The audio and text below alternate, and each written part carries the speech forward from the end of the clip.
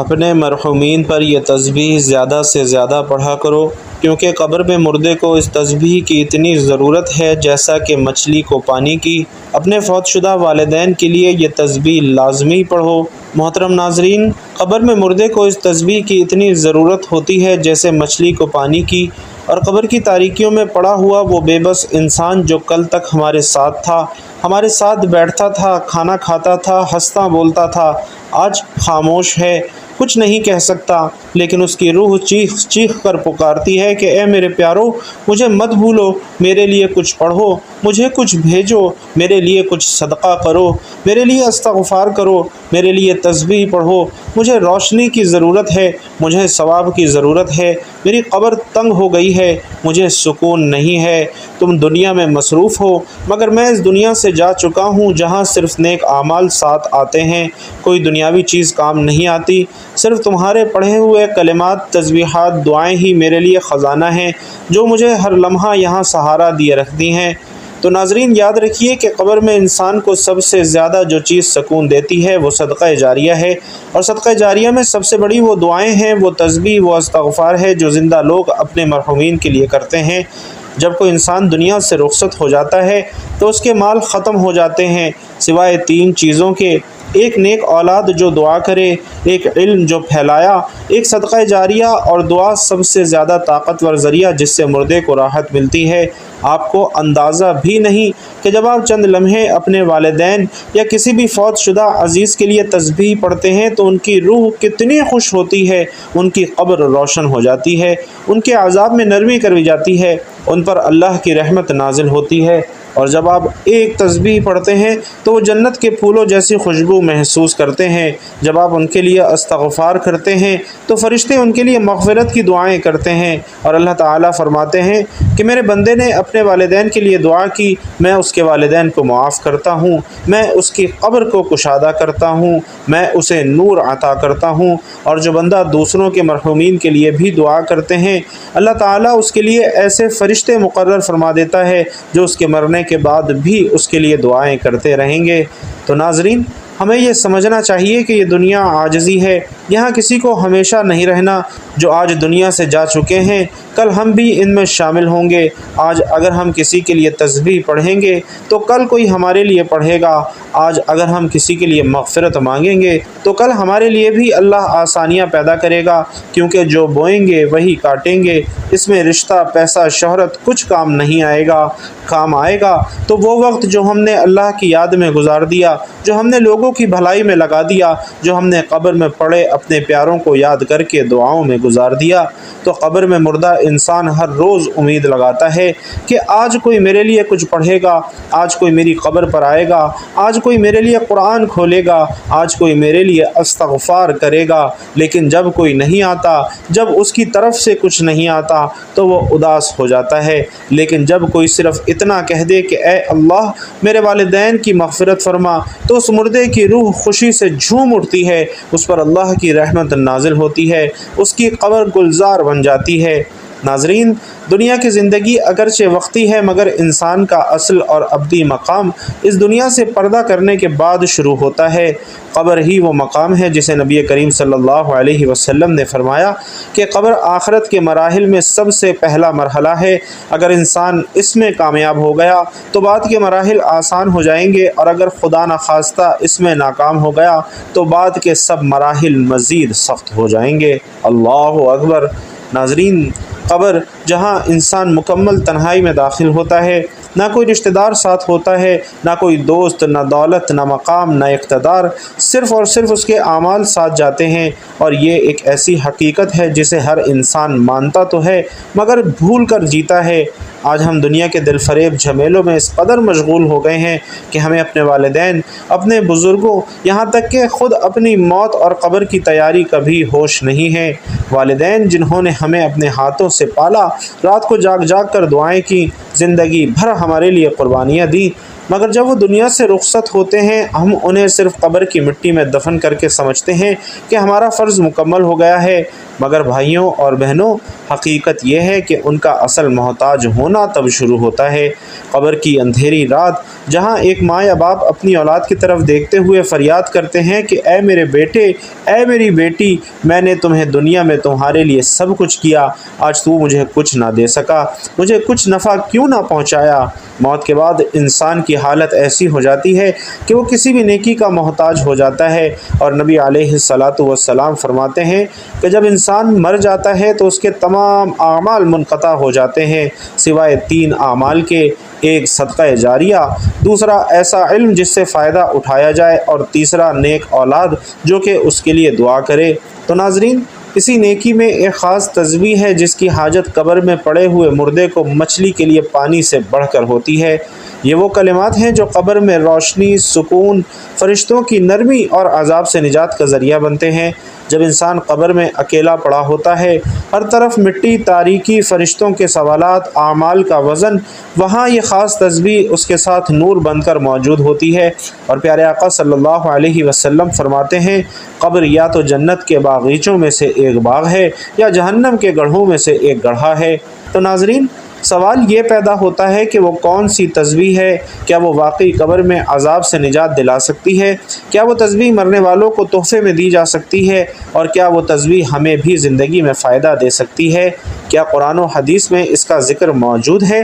یہ تمام سوالات اور ان کے دلائل قرآن اور سنت، احادیث صحیحہ اور اولیاء کرام کے تجربات اور نصائح کی روشنی میں اس تفصیلی مضمون میں پیش کیے جا رہے ہیں تاکہ نہ صرف ہمیں علم حاصل ہو بلکہ عمل کی رغبت بھی پیدا ہو جائے۔ دنیا کی یہ زندگی اگرچہ ہماری نگاہوں میں بہت قیمتی نظر آتی ہے، لیکن حقیقت میں یہ ایک عارضی اور وقتی قیام گاہ ہے۔ اللہ تعالیٰ نے قرآن مجید میں فرمایا، کل نفس ذائقۃ الموت، یعنی ہر نفس کو موت کا ذائقہ چکھنا ہے۔ انسان اپنی زندگی کی رنگینیوں میں کھو کر اس اٹل حقیقت کو بھول جاتا ہے۔ وہ بھول جاتا ہے کہ ایک دن وہ بھی مٹی میں دفن کر دیا جائے گا، جہاں نہ ماں ساتھ ہوگی، نہ باپ ساتھ ہوگا، نہ بھائی، نہ دوست، نہ مال و دولت، نہ شہرت اور طاقت، ساتھ جائے گا تو صرف اس کا عمل۔ اور قبر وہ مقام ہے جہاں انسان کا اصل سفر شروع ہوتا ہے۔ یہی وجہ ہے کہ رسول اکرم صلی اللہ علیہ وسلم نے فرمایا کہ قبر آخرت کی منازل میں سے سب سے پہلی منزل ہے۔ اگر انسان اس سے بچ گیا تو باقی سب آسان ہو جائیں گی، اور اگر اس میں ناکام ہو گیا تو بعد کی سب سخت ہو جائیں گی۔ ہم جب اپنے کسی پیارے کو قبر میں اتارتے ہیں تو ظاہراً سمجھتے ہیں کہ بس اب اس کی ذمہ داری ختم ہو گئی، مگر حقیقت تو یہ ہے کہ اسی لمحے اس کی اصل حاجت شروع ہوتی ہے۔ وہ تنہائی، وہ تاریکی، وہ فرشتوں کی آمد، وہ سوالات، وہ اعمال کا وزن، وہ قبر کی تنگی، وہ قبر کی گرمی۔ ایسے میں ایک ایسا عمل ہے جو قبر میں پڑے انسان کے لیے سب سے زیادہ نفع بخش ہوتا ہے، اور وہ ہے تسبیح، ایک خاص تسبیح جس کی اہمیت حدیث میں یوں بیان کی گئی ہے کہ مردہ قبر میں اس تسبیح کی فریاد کرتا ہے، بالکل ایسے جیسے مچھلی پانی کے لیے تڑپتی ہے۔ ناظرین، یہ تسبیح نہ صرف اس کی تنہائی میں روشنی بنتی ہے بلکہ عذاب سے بچاؤ، فرشتوں کی نرمی اور سکون قلب کا سبب بھی بنتی ہے۔ ہمیں یہ سوچنا چاہیے کہ آج اگر ہمارے والدین، دادا دادی، نانا نانی یا کوئی عزیز دنیا سے رخصت ہو چکے ہیں تو کیا ہم نے ان کے لیے کچھ کیا ہے؟ کیا ہم روزانہ ان کے لیے تھوڑا سا وقت نکالتے ہیں؟ کیا ہم نے ان کی قبر میں تنہائی کے لیے انہیں کوئی سہارا بھیجا ہے؟ کیا ہم نے ان کے لیے قرآن کی کوئی آیت، کوئی دعا، کوئی تسبیح پڑھی ہے جس کی وہ فریاد کرتے ہیں؟ ناظرین، یاد رکھیے کہ آپ کو زیادہ کچھ نہیں کرنا، صرف روز تھوڑا سا وقت نکال کر ایک تسبیح پڑھنی ہے، خلوص دل سے، نیت کے ساتھ کہ اے اللہ، میرے والد، میری والدہ، میرا فلاں عزیز، اس کے لیے یہ تسبیح ہے۔ اور دیکھیے کہ اللہ کی رحمت کیسے برستی ہے، فرشتے گواہی دیتے ہیں، قبر میں کیسے آتے ہیں، عذاب کیسے دور ہوتے ہیں۔ وہ مردہ جو چیخ رہا تھا اب سکون سے مسکرا رہا ہوتا ہے، اس کی روح خوش ہو جاتی ہے کہ میرے پیاروں نے مجھے یاد رکھا ہے۔ جب آپ اپنی تسبیحوں میں انہیں یاد رکھتے ہیں تو اللہ آپ کو دنیا اور آخرت میں یاد رکھتے ہیں، آپ کی نسلیں بھی آپ کو یاد رکھتی ہیں، آپ کے جانے کے بعد بھی آپ کو دعا دینے والے ہوں گے، آپ کے لیے ہاتھ اٹھانے والے ہوں گے، آپ کی قبر بھی انشاءاللہ روشن ہوگی، کیونکہ آپ نے دوسروں کے لیے دعا کی، آپ نے اللہ کو یاد رکھا، اللہ نے آپ کے والدین کو یاد رکھا، آپ نے اپنی ذمہ داری نبھائی، تو یہ تسبیح قبر میں پڑے ہوئے مردے کے لیے ایک بہت بڑا تحفہ ہے۔ یہ تسبیح نور ہے، یہ تسبیح سکون ہے، یہ تسبیح مغفرت ہے، یہ تسبیح اللہ کے عرش کو ہلانے والی تسبیح ہے۔ روز صرف 5 منٹ نکال کر آپ نے یہ تسبیح پڑھنی ہے، اور اس کے علاوہ بھی آپ اس تسبیح کو کسی بھی وقت پڑھ سکتے ہیں۔ اپنے مرحومین کے لیے آپ تحفتاً پڑھ سکتے ہیں جس کے وہ سب سے زیادہ محتاج ہیں۔ پیارے آقا صلی اللہ علیہ وسلم فرماتے ہیں کہ میں ایسے کلمات جانتا ہوں کہ جو یہ کلمات پڑھ لے تو اس پر قبر اور جہنم کا عذاب اٹھا لیا جائے گا، قبر اس کے لیے راحت بن جائے گی، اور جہنم کے دروازوں پر اس کے لیے مقفل لگا دیا جائے گا۔ جنت کے 8 دروازے اس بندے کے لیے کھول دیے جائیں گے۔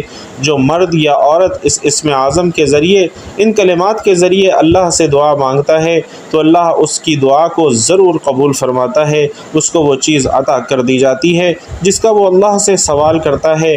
تو دنیا اور آخرت دونوں میں یہ کلمات آپ کے لیے بے حد ضروری ہیں، اور قبر کی حقیقت کو سمجھنا ہر مومن کے لیے ضروری ہے۔ جب انسان دنیا کی زندگی سے کوچ کرتا ہے تو قبر اس کے لیے پہلا پڑاؤ بنتی ہے، اور اللہ تعالیٰ قرآن مجید میں ارشاد فرماتے ہیں کہ ان کے پیچھے ایک پردہ یعنی برزخ ہے جو قیامت کے دن تک قائم رہے گا، اور برزخ وہ درمیانی عالم ہے جو دنیا اور آخرت کے درمیان ہے۔ انسان کے مرنے کے بعد اس کی روح اس برزخی دنیا میں منتقل ہو جاتی ہے، اور اس کی قبر اس کے لیے یا تو جنت کے باغوں میں سے ایک باغ بن جاتی ہے یا جہنم کے اندھیرے گڑھوں میں سے ایک گڑھا بن جاتی ہے۔ نبی کریم صلی اللہ علیہ وسلم فرماتے ہیں کہ قبر آخرت کی منازل میں سب سے پہلی منزل ہے۔ اگر اس میں کامیابی ہو جائے تو باقی مراحل آسان ہو جائیں گے، اور اگر خدا نخواستہ اس میں ناکامی ہوئی تو باقی مراحل مزید سخت ہو جائیں گے۔ قبر کے اندر انسان سے منکر نکیر فرشتے سوال کرتے ہیں کہ تیرا رب کون ہے، تیرا دین کیا ہے، تجھے اس شخص یعنی محمد صلی اللہ علیہ وسلم کے بارے میں کیا علم ہے۔ اگر انسان ایماندار، نیک عمل والا اور اللہ کی عبادت میں سچا ہوتا ہے تو وہ ان سوالات کا جواب دے دیتا ہے، اور فرشتے اس پر رحمت نازل کرتے ہیں، اس کی قبر کو کشادہ کر دیتے ہیں، اور اس کے لیے جنت کا بستر بچھایا جاتا ہے، جنت کی ہوا اس تک پہنچتی ہے۔ لیکن اگر وہ کافر یا منافق ہو یا گناہوں میں ڈوبا ہوا شخص ہو تو وہ جوابات نہ دے پائے گا، اس پر قبر تنگ کر دی جائے گی، مارا جائے گا، سانپ اور بچھو اس کو ڈستے رہیں گے، اور قبر اس پر آگ کی مانند بند ہو جائے گی۔ قبر کے عذاب کی ناظرین کچھ وجوہات ہیں جن میں سے نماز نہ پڑھنا، زکوٰۃ نہ دینا، غیبت اور چغلی کرنا، جھوٹ بولنا، پاکی کا خیال نہ رکھنا، خصوصاً پیشاب سے، اسی طرح ظلم کرنا، اور قرآن مجید میں بھی اللہ تعالیٰ نے ظالموں اور کفار کے لیے عذاب قبر کا ذکر فرمایا ہے، یعنی وہ آگ کے سامنے صبح اور شام لائے جاتے ہیں، اور جب قیامت قائم ہوگی تو آل فرعون کو سخت ترین عذاب میں داخل کیا جائے گا۔ اس لیے صحابہ کرام اور اولیاء اللہ اپنی زندگی میں سب سے زیادہ فکر قبر کی ہی کیا کرتے تھے۔ حضرت عثمان رضی اللہ تعالیٰ عنہ جب قبر کے پاس سے گزرتے تو اتنا روتے کہ داڑھی مبارک تر ہو جاتی تھی۔ کسی نے پوچھا کہ آپ جنت اور دوزخ کے ذکر پر اتنا نہیں روتے جتنا قبر کے ذکر پر روتے ہیں، ایسا کیوں ہے؟ تو فرمایا کہ قبر آخرت کی سب سے پہلی منزل ہے، اگر انسان اس سے بچ گیا تو باقی سب آسان ہیں، اور اگر یہاں ناکام ہو گیا تو باقی سب سخت ہیں۔ تو ناظرین، یہی وجہ ہے کہ ہر مسلمان کو چاہیے کہ وہ اپنی قبر کی تیاری کرے اور اپنے مرحومین کی قبروں کی نرمی اور سکون کے لیے دعائیں، صدقات اور خصوصاً تسبیحات کو اپنا معمول بنائے۔ کیا ہم نے کبھی سوچا ہے کہ ہمارے ماں باپ جو اب اس دنیا میں نہیں رہے، ان کی قبر کی تاریکی میں وہ کس شدت سے ہماری دعاؤں، تسبیحات اور قرآن خوانی کے منتظر ہوں گے؟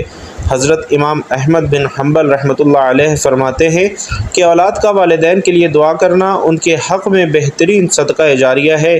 اسی طرح امام مالک رحمۃ اللہ علیہ فرماتے ہیں کہ مردہ اگر بول سکتا تو اپنی اولاد سے صرف ایک چیز مانگتا، اور وہ دعا ہے۔ حضرت علی رضی اللہ تعالیٰ عنہ کا قول ہے کہ نیک اولاد مرنے والے کے لیے جنت کا دروازہ بن جاتی ہے، اور اسلام ہمیں یہ سکھاتا ہے کہ والدین کے ساتھ حسن سلوک صرف زندگی تک ہی محدود نہیں ہے، بلکہ ان کے انتقال کے بعد بھی ان کی مغفرت کے لیے دعائیں، ان کی طرف سے صدقہ اور نیک اعمال کا ایصال ثواب ایک جاری عمل ہے۔ قرآن مجید میں اللہ تبارک و تعالی فرماتا ہے وَقُلْ رَبِّ ارْحَمْهُمَا كَمَا رَبَّيَانِي صَغِيرًا، یعنی کہو اے میرے رب ان والدین پر رحم فرما جس طرح انہوں نے بچپن میں میری پرورش کی۔ یہ آیت اس بات کی دلیل ہے کہ والدین کی وفات کے بعد بھی ان کے لیے دعا کرنا اللہ کے نزدیک محبوب اور مطلوب عمل ہے۔ بہت سے صحابہ کرام رضوان اللہ تعالی علیہم اجمعین کا یہ معمول تھا کہ وہ اپنے فوت شدہ والدین کے لیے باقاعدگی سے قرآن مجید کی تلاوت کرتے، صدقہ و خیرات کرتے اور ان کے نام سے غلام آزاد کرتے تھے۔ حضرت سعد بن عبادہ رضی اللہ تعالی عنہ نے نبی کریم صلی اللہ علیہ وسلم سے پوچھا یا رسول اللہ، میری والدہ کا انتقال ہو گیا ہے، اگر میں ان کی طرف سے صدقہ دوں تو کیا انہیں فائدہ ہوگا؟ نبی کریم صلی اللہ علیہ وسلم نے فرمایا ہاں، تو انہوں نے ایک کنواں کھدوایا جو آج بھی مدینہ منورہ کے اطراف میں موجود ہے۔ بس اگر ہم چاہتے ہیں کہ ہمارے والدین کی قبریں نور سے بھر جائیں، ان پر عذاب قبر کا سایہ بھی نہ آئے اور انہیں سکون و راحت حاصل ہو، تو ہمیں ان کے لیے ایسی تسبیح پڑھنی چاہیے جو نبی کریم صلی اللہ علیہ وسلم نے محبوب قرار دی ہو، ایسی تسبیح جو قبر میں مردے کے لیے نجات کا ذریعہ بنے۔ تو ناظرین، آپ نے عمل کچھ اس طرح کرنا ہے کہ سب سے پہلے آپ نے درود پاک پڑھنا ہے، چاہے تو مختصر اور آسان سا درود صلی اللہ علیہ وآلہ وسلم پڑھ لیں، صلی اللہ علی محمد پڑھ لیں، یا پھر نماز والا درود یعنی درود ابراہیمی پڑھ لیں۔ چونکہ درود ابراہیمی کی فضیلت تمام درودوں میں سب سے زیادہ ہے اور پیارے آقا صلی اللہ علیہ وسلم بھی تمام درودوں میں درود ابراہیمی کو ہی سب سے زیادہ پسند فرماتے تھے، اس لیے ناظرین کوشش کیجئے کہ درود ابراہیمی ہی پڑھیں۔ خیر و برکت اور ثواب کی نیت سے ایک مرتبہ درود ابراہیمی میرے ساتھ بھی پڑھ لیجئے۔ اللہم صلی علی محمد وعلی آل محمد کما صلیت علی ابراہیم وعلی آل ابراہیم انک حمید مجید۔ اللہم بارک علی محمد وعلی آل محمد کما بارکت علی ابراہیم وعلی آل ابراہیم انک حمید مجید۔ درود پاک پڑھنے کے بعد آپ نے یہ کلمات پڑھنے ہیں، یعنی یہ تسبیح پڑھنی ہے جن کی ہمیں اور خاص طور پر ہمارے مرحومین کو جب اس دنیا سے جا چکے ہیں اشد ضرورت ہے، اور وہ تسبیح ہے لا الہ الا اللہ الملک الحق المبین۔ دوبارہ سماعت فرما لیجئے، لا الہ الا اللہ الملک الحق المبین۔ 100 بار آپ نے یہ تسبیح پڑھنی ہے۔ جب آپ یہ تسبیح پڑھ لیں تو پھر آپ نے 33 بار یہ کلمات پڑھنے ہیں، استغفر اللہ العظیم و اتوب الیہ، اور آخر میں پھر آپ نے درود پاک پڑھ لینا ہے جو آپ نے عمل کے شروع میں پڑھا تھا۔ پیارے آقا صلی اللہ علیہ وسلم فرماتے ہیں کہ لا الہ الا اللہ، اللہ والوں پر ان کی قبر میں اور حشر و نشر میں کوئی وحشت نہیں ہوگی۔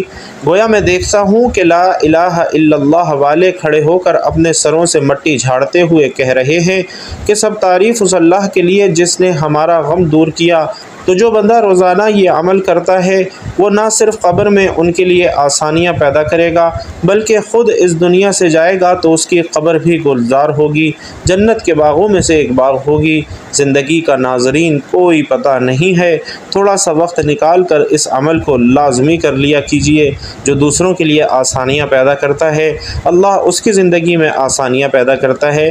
تو آپ اس عمل کو لازمی کریں، اور اس کے علاوہ کسی بھی نماز کے بعد آپ یہ عمل کر سکتے ہیں۔